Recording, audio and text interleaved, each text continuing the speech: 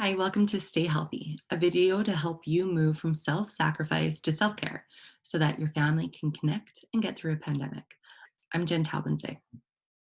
Today we're going to be looking at teaching kids about COVID-19, how do we do it, and what are some tools we can use, physical, mental, and emotional health for the whole family, caring for you and caring for your kids, and finally we're going to look at who's on your team and how do we look at those supports so you can use them when you need them. Talking about COVID-19 with your kids. So focus on what you can do, like washing hands, trying not to touch face, no rubbing eyes or picking your nose. That helps kids it gives them a job. And then they can focus on what they can do instead of being worried or scared about the other parts of the COVID-19 story. When you bring up a topic that's hard, it gives kids space to explore it with you, a safe person who will give them facts that are age appropriate and developmentally appropriate. And it gives them a space to share how they're feeling about the experience. Well, every kid right now knows something's going on. Help them understand in a way that you decide is appropriate for them, or else someone else gets to decide what's appropriate for them. They're overhearing the news or adult conversations. They're seeing things on the media. Maybe they're seeing it on their devices, all those sorts of things. So if you want them to have specific facts and a specific understanding of the situation, whether it's protecting them from maybe some bigger ideas or it's just making sure they have facts, the only way they're going to get that is if you have a conversation. So below are three links to, the first one is tips for talking about COVID-19. It's a quick video from Child Mind Institute. She explains it better than I do, so click on that and give it a watch. The second one is a video put out by CBC. If you're having a hard time starting the conversation, using a video is a really nice tool because you guys can just watch the video together and then talk about it after. And then finally, it's a social story. So same kind of thing. You read the story and it explains what coronavirus is and how it impacts families and why we're not allowed to go outside or to go to the grocery store and those sorts of things. And that one is available in multiple languages. So if you have if you speak different languages at home, that's a really nice option. Make sure you emphasize that this is an adult's problem and the adults are doing everything to keep us safe. Um, Kids can help by washing their hands and all those little jobs, but it's the adult's job to keep the whole family safe. I want to talk today about staying healthy, and it's not staying healthy in respect to COVID-19. I think there's lots of resources out there on washing your hands and not touching your face and precautions you can do in social distancing. I really want to talk today about occupational deprivation. So we're all experiencing to various degrees this big word called occupational deprivation. And that just means we can't do the things that matter to us. We aren't going to school or trendy shops or downtown or to playgrounds, to restaurants, to performances or any kind of social event. Um, and we're choosing to not be near other people. And humans are social. We like to connect with others. That's in our nature. And we're respecting physical boundaries between people. We're avoiding activities that push our limits or really doing any risky play to try and avoid any extra hospital stays. So that is changing our day to day so much. So what we really need to do is make sure we are recharging our bodies in ways that we can right now that is safe for the whole community. Occupational therapists help people do things they want to do and have to do because occupations give us meaning. So in the next little bit, I'm going to talk about all these things that we can do together and ways to stay healthy in our body, in our hearts, and in our minds, so that at the end of the pandemic, we still feel like us on the other side. So we're going to start with body basics, and this is for the whole family. So moving every day. It can be inside, it can be outside, move your whole body, have fun, model this for your kids. It's going to be really hard to encourage your kid to get off the couch and go move and play if you've been sitting on the couch next to them the whole day. So if you can model it, they're likely to join you. And just have fun, jump, spin, dance, whatever floats your family's boat. Eating, right now it's really easy to just kind of eat comfort foods and relax. And I think there's definitely time and space to do that. start focusing on eating in routines that were similar to before the pandemic. So try to avoid eating dinner like at 10 o'clock, unless that's what you always did.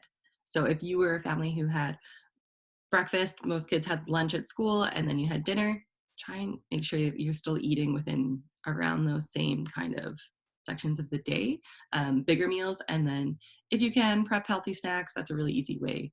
It's a lot easier to grab that comfort food that you don't have to do anything rather than chop up vegetables or wash an apple or those sorts of things. So if you can do those steps ahead of time, sometimes it's easier to make that healthy choice. So set yourself up. Sleeping. So your body is managing all of these new stresses, and they're kind of coming at us when we don't expect it. I went to the grocery store this week and did not expect it to make me feel icky when I was leaving. So there's all these things that are happening to our bodies that we might not be noticing because we're trying to get work done. We're trying to play with the kids. We're trying to do all these things. So let's just assume we're under more stress and get enough rest. So the best tip you can, or the best thing you can do for your sleep routine is just try to keep a regular bedtime and wake up time. So within an hour every day. I mean, it's going to slide here and there, but do your best to not totally shift your clock during the pandemic. The last part I want to talk about is breathing. So just spending some time in unstructured play every day, sitting quietly, stretch quietly, do a quiet activity, having tea in a sunny spot, or reading a book, or just anything that's kind of calm and not busy work. And do more than scroll in your downtime. So don't just, every time you have a break, try to not use every break for your device or for social media. Heavy work is a word I think that's getting thrown around more and more. And basically, it's just organizing movements and activities that organize our bodies and our brains. And usually it's doing heavy pushing and pulling or chewing, because that's heavy pushing and pulling in your mouth. With all of these activities, make sure they're appropriate for your child. This is just general ideas. You need to make sure that it is the right fit for your kid. And these work best in short bursts. So maybe a little bit in the morning, maybe a quick tug of war game in the afternoon, and like every couple hours doing one of these pieces to help calm your system. So short bursts. And then if you need more support figuring out how this looks for your family, connect with an OT. There's a link below in the description to the Canadian Organization of OTs. So you can click there and find an occupational therapist near you. And it's good fun. So here's some ideas for inside, outside, and 2 or more players. So if there's multiple kids in the house or if everybody wants to play together. So inside, if you have canned goods left, just build some towers with that because it's super heavy, or load them into a laundry basket, or take the cans and move them from one side of the room to the other. Do an Easter egg practice hunt with cans, so then your little one is carrying heavier weights around. It's just nice and calming. Pushing and pulling, I find collecting laundry is really fun for everybody because then that's something that you don't have to do, and you can be like the laundry bus or laundry car, and the little one can just push or pull, and it gets harder and harder the more laundry that is loaded into the laundry basket. Drinking thick drinks or chewing gum or crunchy snacks. So again, age appropriate, make sure it's not a choking hazard. In the kitchen, anything basically we do in the kitchen is heavy work. So kneading pizza dough, stirring, Rice Krispies. If you can think of that motion, oh my gosh, that is some heavy work. Rolling out cookies, peeling, again, only at your kids' level, chores. But these are good things for adults to do as well. So if you're looking for heavy work for you, get in the kitchen. Chores, sweeping, vacuuming, washing anything. So it can be washing tables, it can be washing windows, it can be washing toys. You can set it up. It can be fake play, it can be real washing. It doesn't really matter. Just any of those actions is really pushing force through our bodies. Animal walks and pauses. I kind of call this a safari a lot of the time. Animal walks are anything where you have like crawl like a crab and you're walking around on your hands and knees, or be like a bear and you're on all fours doing a bear walk. Or, but usually you want to be inverted. So your hands and your feet are on the ground. And then I like to do this pause. So I talk about we're on the safari and then, oh, here comes a tour bus. So everyone has to stay in a pose, and that can just help with balance. So it's just a little added bonus, and then you reduce the risk of like overdoing it. So if you're being a snake on the floor and then you have to pause, it gives your body a moment to realize if you're exhausted from being a snake on the floor. So use those photo ops as pause and breaks, and then it just ensures you're doing short bursts of activity. Build a fort using pillows and blankets and cushions. Maybe on the side of it or at the end of your fort, that becomes a jump or a crash pad. So I know a lot of kids are looking and they flail into you, or they jump into your lap when you sit down, and that's not always the most comfortable. So let's let them get those jumps and crashes that they need to help soothe their body out in a way that makes sense for your family, that doesn't hurt parents. So yeah, setting up blankets, pillows, make sure it's safe. And you can put restrictions on how you jump into it and how you crash it and how long you use it for. So those are some inside ideas. There are tons. If you're looking for more, or you want some more advice for age categories, you can, there's lots of resources available online that will be easy to find. Just searching heavy work and then the age demographic or extra details about your family usually helps narrow down the search. But again, always use your discretion. So some outside ideas: scooters, bikes, running, skateboarding, basically anything you're moving, that's going to be some heavy work involved. Filling and loading and pulling a wagon.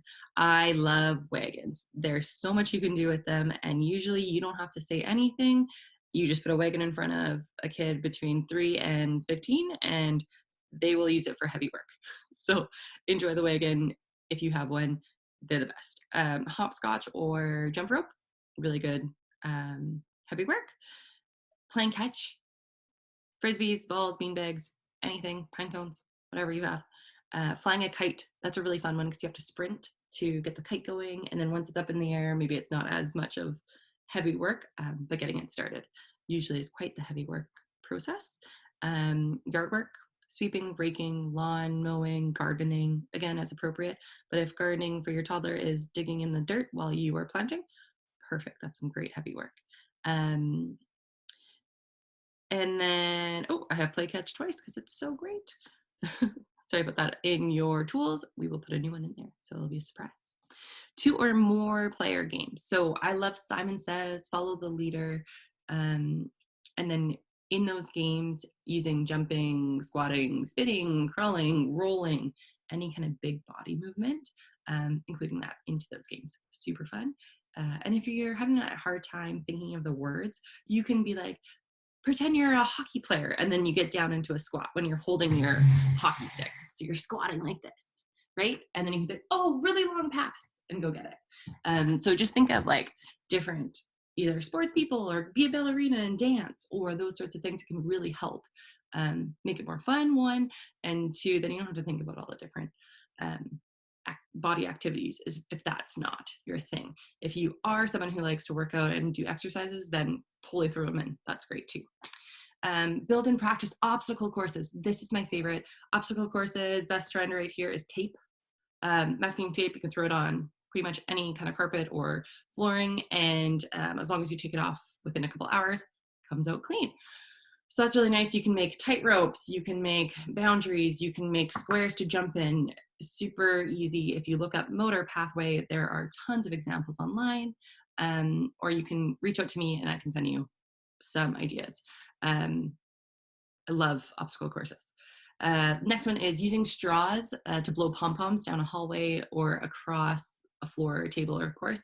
You can also try and blow them along lines that you used tape to make. Blowing is a really good heavy work activity for your mouth, that oral motor. Again, because we're in a pandemic and germs can be spread through saliva, make sure we're just, using precautions after we're doing any kind of blowing games, wiping things down, washing things. But yeah, you put a pom-pom down and try and blow on it. A straw helps direct your air, and it just bounces along, and it's super fun and way harder than you'd expect. With that one, make sure you take breaks in really short games, just so you don't hyperventilate. And you can practice how far can you blow it in one breath, or how far, how many breaths can you take to get to the end, right? But just make sure we're not taking in too many rapid breaths. Okay. red light, green light, or a musical chair. So anything that kind of incorporates music or stop and go is super fun, and more movement for the body because you're kind of jarring, right? You're stopping, starting. Tug of war, one of my favorites. That can also be tug of war with your pet. So if you have a dog and he likes to play tug of war, that counts too. Wheelbarrow walks or three-legged races. Those are always super fun. Again, age appropriate and developmentally appropriate. Make sure that there's lots of boundaries and rules around that. Any kind of roughhousing or wrestling is really probably necessary right now. So if your kids are into that, or playing with you in that kind of way, in that roughhouse, risky play sort of way, right now they really need it. Just make sure you do have really good boundaries so that we are avoiding any injuries, and not having to go to medical help. And the last one again is those animal walks and pauses. It's really fun as a group game, because then you can use different ideas from everyone in the room, and someone picks the animal, and then maybe you all look a little bit different, and then you talk about, oh, I did my bear this way, well, I did my bear this way, and you can kind of compare and try out other people's moves. So it's really nice as a group, but you can also use it individually, if maybe you aren't able to get down on the ground, or you are trying to get some work done and they just need a break. So you can say, hey, do the animal walks, and then you just keep yelling, oh, safari bus, and they have to pause, and safari bus. But you can do it as a collective, and then it's really cool learning about movement. So those are some quick ideas on heavy work. Next thing I want to get into is self-care for parents. So our kids can't be calm if the adults around them aren't calm. This is basics of co-regulation. So if you are feeling anxious, no matter what kind of face you're putting on for your kid is feeling it. So the best thing you can do for their emotional health and mental and physical health is to take care of yours. So here are my first 4 steps, I call them, to self-care for parents. So the first piece is doing something that's slow and simple. So when you're doing an activity, I think almost every parent has 14 things going on in their brain as they're doing at any time of the day, really. So when you are doing an activity, try and just pick a few throughout the day where that is all you are doing. So when you go to make a cup of tea and you put the kettle on the stove to boil, you're just waiting for that water to boil. Okay. And then when you're not thinking about the to-do list, you're not trying to plan a cool activity for them to be excited about their homework, nothing like that. You are just making a cup of tea. Then once the water boils, maybe you're going to pick out your tea. You can smell a few of them, put it in the cup, pour the water over, let it steep, just be there with the tea. And then, drink your tea, and then you can go back to thinking about 14 things. But for that 6 minutes, you are going slow and simple, and you're going to see big changes. It shocks me every time I do it, and I do it every day. So pretty cool. And it's something that doesn't cost you any money or really that much time. Soothing with your senses. So use your body and all of your different senses to feel more comfortable whenever you can. Right now, our bodies are under so much stress and so much change. Let's just assume that they are needing more. Okay, so tasting good food, smelling calming smells, moving your body in ways that feel good to you. This isn't about, setting a new personal record. This isn't about moving so that you have beach bod when we are out of this. This is about stretching and yoga and moving, and maybe not stretching and yoga if that's not something you already had in your repertoire, but this is about just moving your body every day so that it feels good. You don't want to be sore the next day. We don't need any more stress. Watch a sunrise. That's a really nice visual and soothing for your body. Or watch the sunset and really slowly get used to the dark before bedtime. Use a heat bag. That's a really nice sensory experience. Touch a soft blanket. If you had a rough day and you're taking a bath to relax, is there any way that you can get your towel in the dryer and then come out to a warm towel, and just enjoy that moment? These are those little things that would be huge for your body to just feel more calm and more soothed. I'm sure there's lots of things coming to your head about each one of your senses. I don't think I have anything for hearing. So either that's taking a break from kind of constant noise or listening to a favorite album or a favorite song. or listening to, the rainforest, whatever floats your boat, whatever feels good and soothing to your ears, do that. Try with headphones, without. Sometimes it really changes that auditory experience. The next point is be creative. So cook, paint, and you're painting or painting with the kids totally counts. Play music, listen to music, draw, bake, design, build, Lego and canned good building totally counts as creative. Okay, so use those outlets that you're already exposed to. And finally, it's finding flow. Time flies when you're having fun.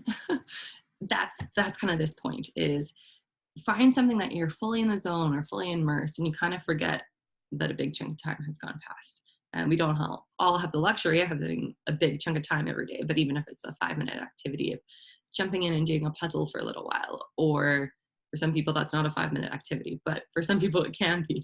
So jumping into something where you feel just fully immersed. I just found Sudokus again, the math kind of pattern game, and it's like a 5-minute break, and it's super great for me. So that's one of my little self-care finds, because I found a little like travel book of it when I was cleaning up. So it can be anything. It can be silly, it can be really meaningful, anywhere in between. So those are the 4 things that if you feel like you are burning out or you are starting to have less energy in your bucket, start with those 4 and then build from there.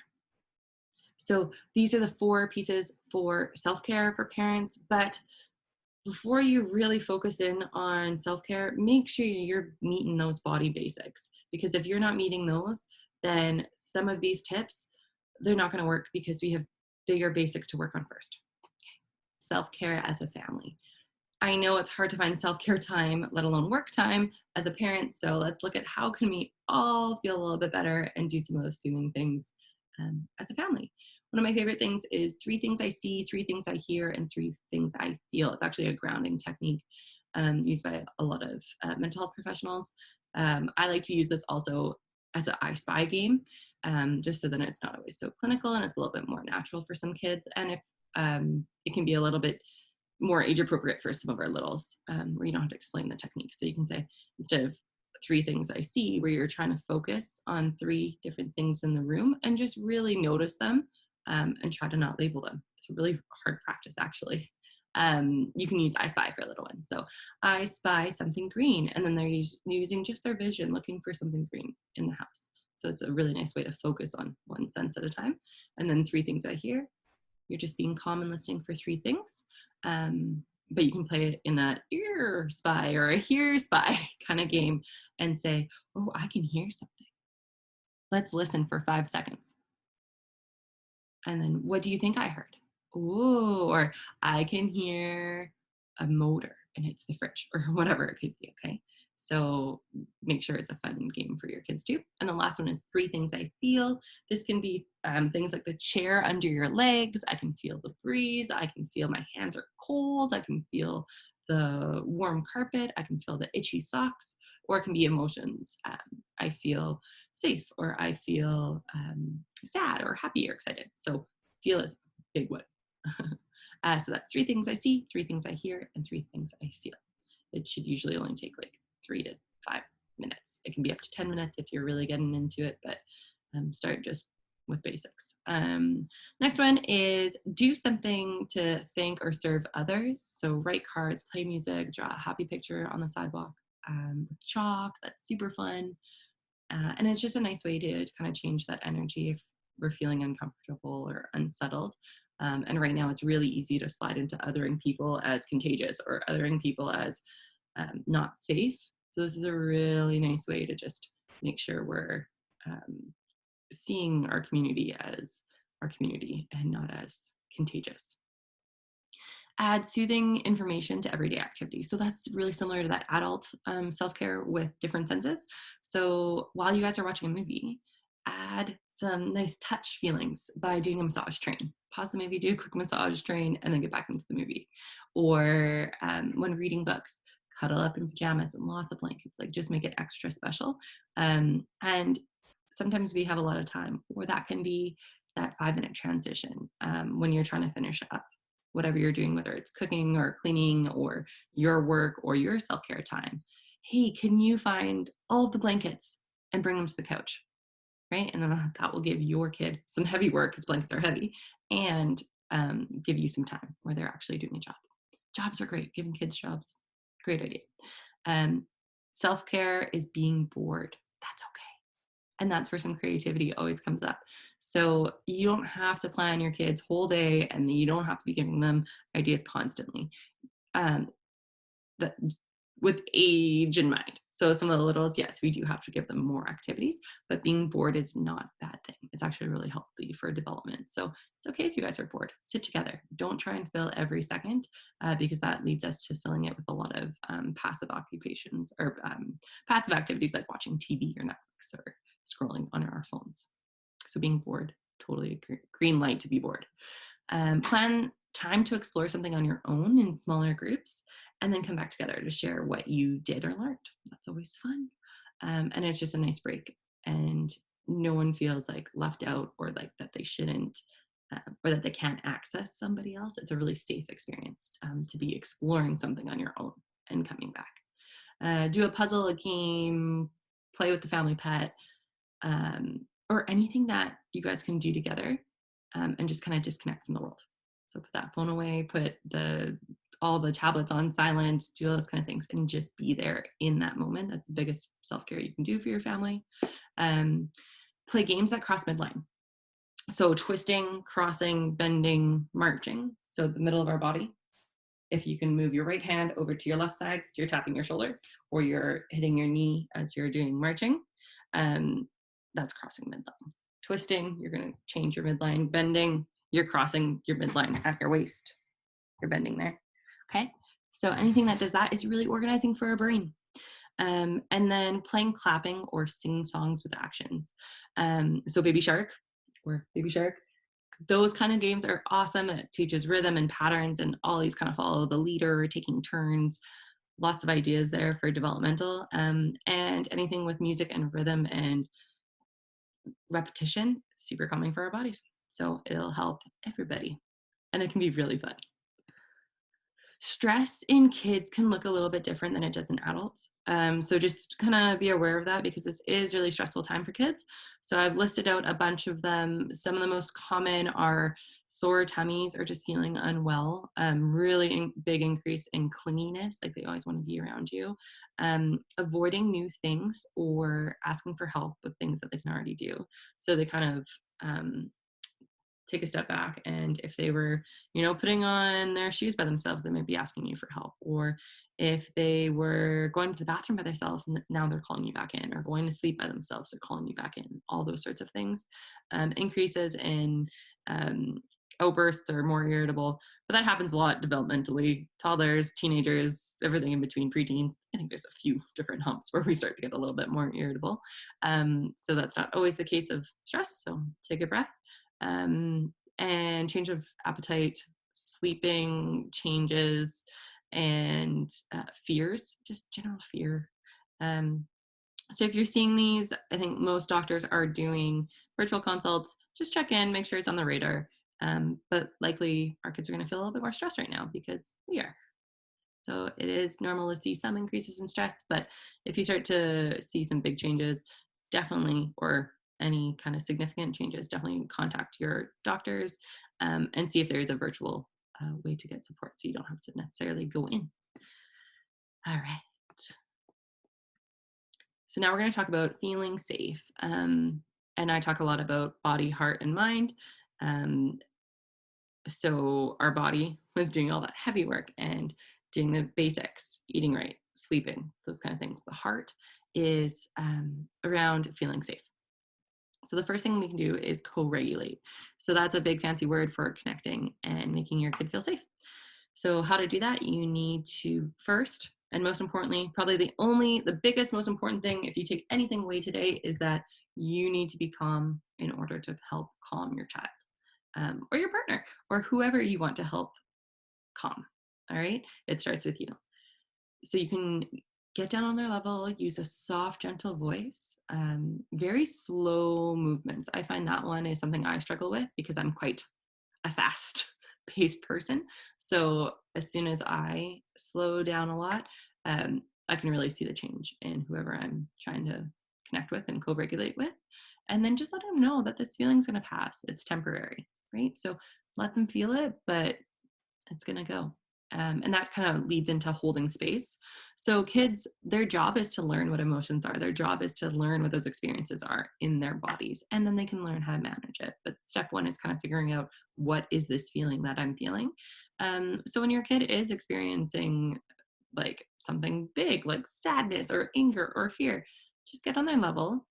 So that actually means like sitting with them. If they're on the floor standing and they're 3 years old, you probably need to be on your butt on the floor, right? If you can't do it, just get as low as you can, or bring them up to you. So if they need help, and you can't get on the floor, try and encourage them up onto the couch with you. So then you're face to face, okay? Holding space requires patience, and it just gives them time to experience what they're feeling and process those feelings. So you don't really have to worry about your words. You're not going to say anything wrong. Just say, it's going to be okay if you want, or you can be silent and just show them with your face that you are safe and that you are, um, you're there with them, right?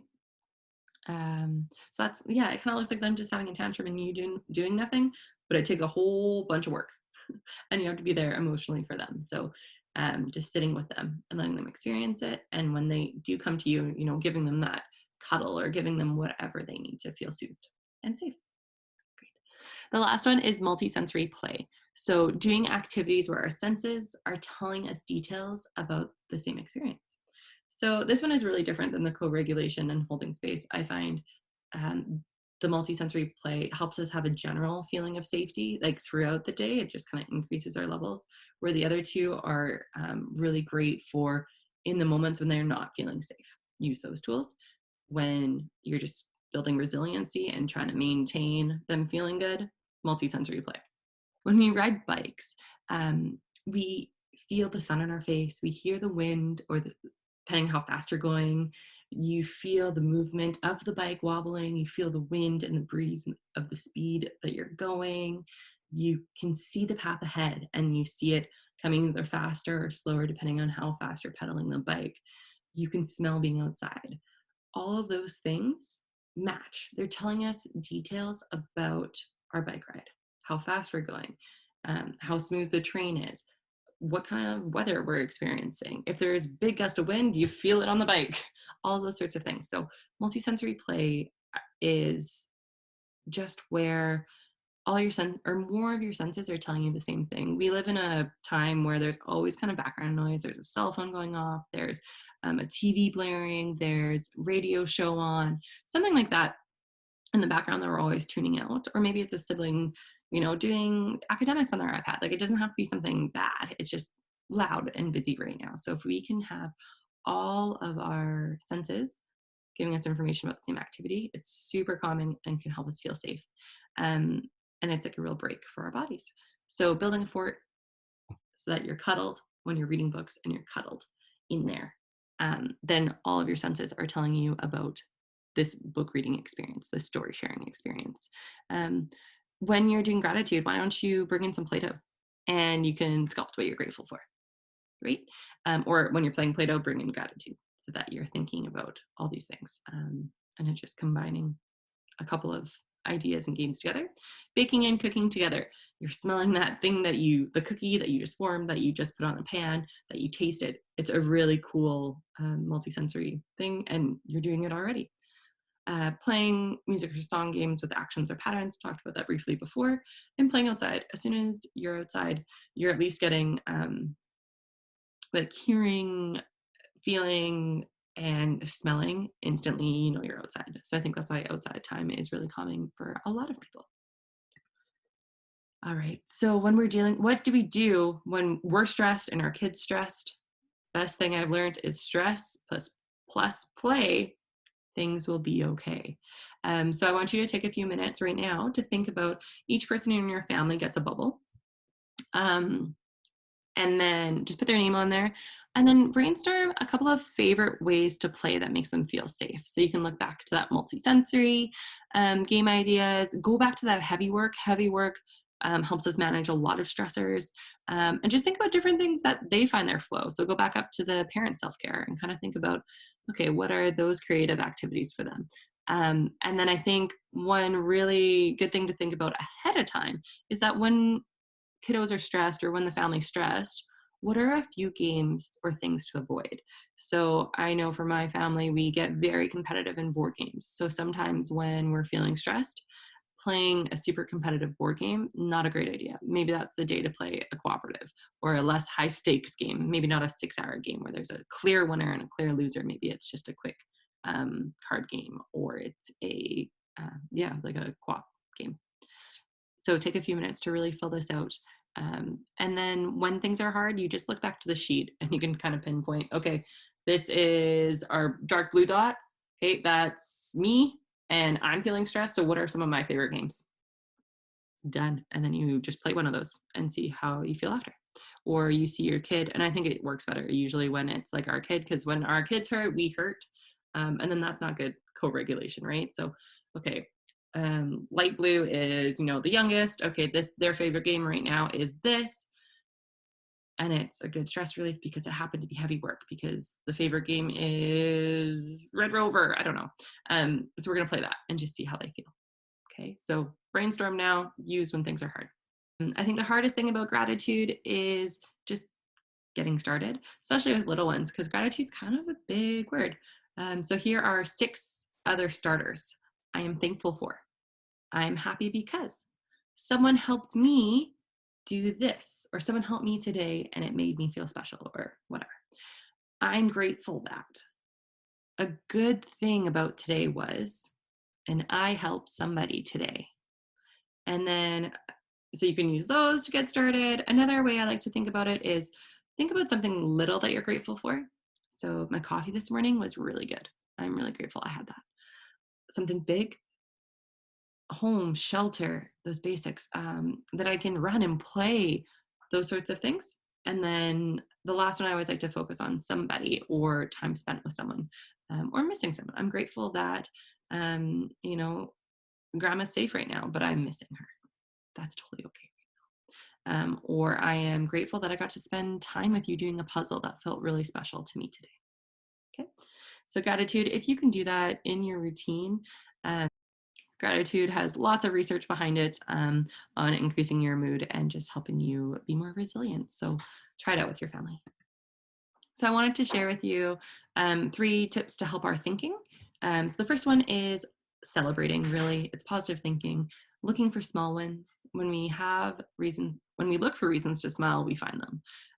So your day can be a series of small wins and celebrations, or you can be focused in on what didn't go so well, and you're going to feel different by the end of the day, right? And our kids, we can praise them for those little things, or we can reprimand them or be disappointed for those missed factors. How are they going to feel at the end of the day when we're focusing on the good stuff or the not so good stuff? Do more than scroll. Be aware of how much news is healthy for you. Some people can tolerate lots of maybe negative or anxiety provoking information. Some people can't. Know where you fall on that spectrum and respect that. Think about how much time you're spending scrolling through social media and seeing everyone else's highlights and small wins and big wins.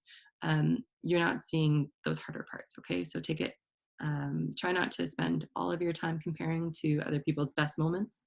Even if you don't want to, that's what our brains do.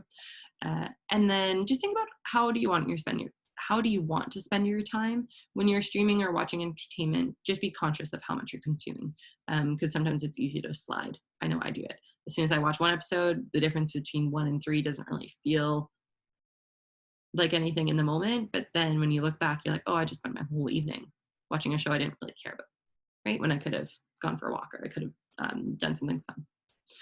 Big picture thinking, what's going to matter when we look back in 15 years? When your child is 30, will this moment matter? Sometimes yes, sometimes it totally will. And that's when you stand and you fight your battle. But sometimes it doesn't. What memory are we making right now? So when things are really tough and you just feel like your kids aren't doing what you want them to do, or your family's not flowing, the day's hard, whatever it is, just think about, okay, in 15 years, what's going to matter right now? What memory am I going to make right now? In the workbook, there's no words because that's for you to fill out. We have family supports, parent supports, and resources. So family supports, I want you to start thinking a little bit creatively. How can your whole family feel social connection right now? Because we're getting into the weeks here that we haven't, been able to interact with other people socially in a while. So virtual snack times with other families, or maybe you had a couple of family friends that were involved in similar programs. I know like baseball's canceled, or um, dance groups are canceled, all those sorts of things. So if you have family friends that were also in baseball, maybe parents take turns teaching a baseball lesson over Skype, right? Anything. And that would also be nice, because then you don't have to be the parent thinking of something. You can be the parent just hanging out on the other side. And it would be a nice shared experience between the two families. And then the kiddos might get that experience with baseball, or at least some sort of experience. And they get to see their friend that they only saw at baseball. So that's really cool. If you can think of anything and reach out to another family or another parent and see what you guys can do together. Parent supports. So thinking about who can you connect with and how. So if you're missing your coffee mornings with the parent group, why don't you call a few and set up a Zoom? Just see what happens. If it's great, it's great. If it's not, you tried. I just really suggest, if you're going to be setting up like teleconferencing, have something to do with it, not just talk, because then that puts a little bit more pressure on those situations, especially when they're new social contacts. So maybe you only hung out at mom's group. You might not have as much to talk about. So make sure that you have coffee, so you can show each other, oh, I made this thing, or, oh, I have this really cool foamer, or this is my favorite kind of tea because of this. And then maybe you guys are also working on journaling or working on something else. So like have a couple of ideas that you're doing together with the screen. And it just helps those connections, because sometimes they don't feel very authentic just talking face, like floating head to floating head. The last thing is pull together some resources. So what are your favorite books, quotes, movies, toys that motivate you to be your healthiest self, to live a life you want to live? Think about the healthcare providers in your life that you can go to. Think about the friends you can go to when you are down in the dumps. Think about those activities that just reset you. I put bikes on there because that's something for me that I know if I'm having a rough day, I just need to get on my bike and I'm going to feel better in maybe 5 minutes, maybe 20 minutes, maybe 2 hours. But if I stay on my bike, I will come back feeling better. So yeah, think about those concrete resources that you have. This is something that you do not do when you're feeling stressed or feeling low. This is something that you work on and you build when you are feeling energized and you're feeling optimistic and you're feeling a little bit lighter. Okay, that's when you work on this. You don't work on it when you are feeling low and you are feeling like you need it. Use it when you need it, build it when you don't. All right, so that is our video for today. Hopefully you found some tips about teaching your kids with COVID. Mainly give them a job that they can do, and make sure that they know that adults are taking care of them. Physical, mental, and emotional health for the whole family. Biggest takeaway is it starts with you. And the last thing is that this is really hard. Build your team when you're feeling good. Use your resources when you're not feeling so good. Thank you so much for joining me today. I hope this was helpful. Please connect with us online. You can give us a call or start a conversation in the group and share resources and experiences. I would love to hear from you. I'm Jen Talbensay. Thank you, AltaVie Health. And we will see you for the last video of the series soon, and that is Staying Smart.